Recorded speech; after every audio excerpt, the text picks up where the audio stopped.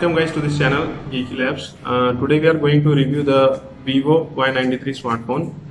This phone is available at a price range of 11,800 till 13,000. There are two variants for this phone, 3GB 64GB and 4GB 64GB.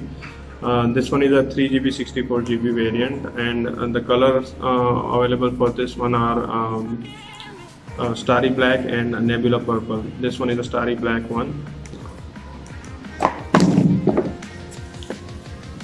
As you can see, this is the phone, Starry black, Starry night black. It has bluish purple tint on the bottom, and the top part is black.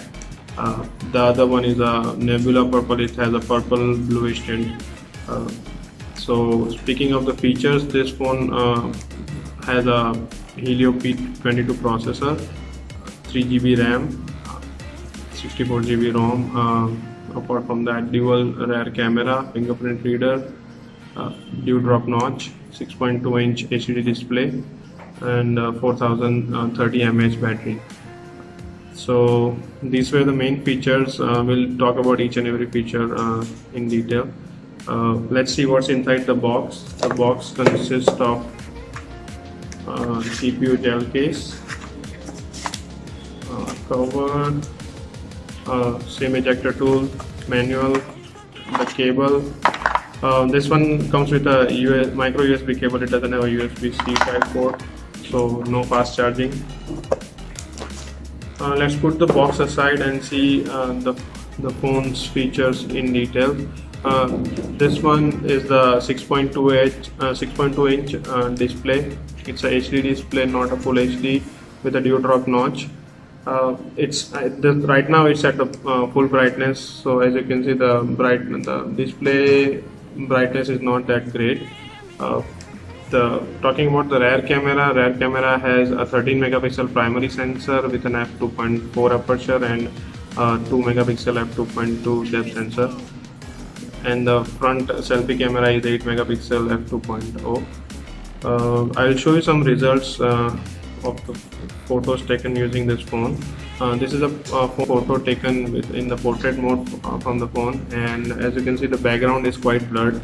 With Vivo camera, you can adjust the aperture, so you can control the depth behind the subject. So this one shows a quite blurred background, but the problem with this photo is the dynamic range is not that great. As you can see, the photo the shadowy areas are more, so the color contrast and dynamic range is not that great. This one is a selfie taken using this dewdrop camera. It's a 8 megapixel f2.0 camera, so the selfie comes quite decent, but this one is taken in full light, so the photo comes pretty clear, but with low light it has some issues.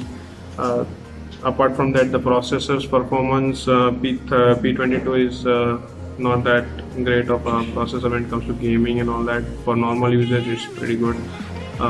With the 4030 mAh battery, the battery lasts approximately a day, or more than a day. For normal users, for gaming, I would suggest you would need to charge it at the end of the day. Ports wise, we can see on the bottom they have a 3.5mm headphone jack, micro USB charging port, speaker grill. On top there are no ports. Here they have a small speaker grill. On the left side there's a dual nano SIM port. On the right side there's a volume rocker and a power button, and on the back there's a fingerprint sensor. So basically that's pretty much it on the phone's design features.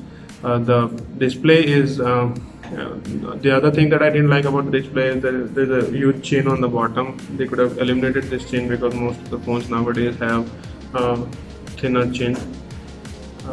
Other than that, for camera performance wise, I would suggest it's okay. It's not that great.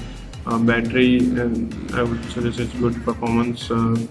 Display okay again, and selfie camera also okay. So with this same price range, there are many other phones available in the market, like the Samsung A20, M20, and then Zenfone Max Pro.